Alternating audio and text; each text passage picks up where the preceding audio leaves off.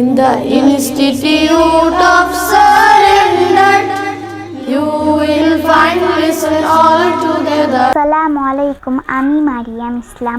আমার বয়স 9 বছর। আমি সারেন্ডার ইন্টারন্যাশনাল ইনস্টিটিউটে দ্বিতীয় শ্রেণীতে পড়ি।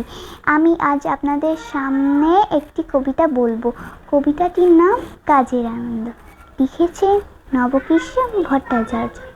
মৌমাছি মৌমাছি কোথা যাও নাচি নাচি, দাঁড়াও না একবার ভাই, ওই ফুল ফুটে বনে, যায় মধু আহরণে, দাঁড়াবার সময় তো নাই।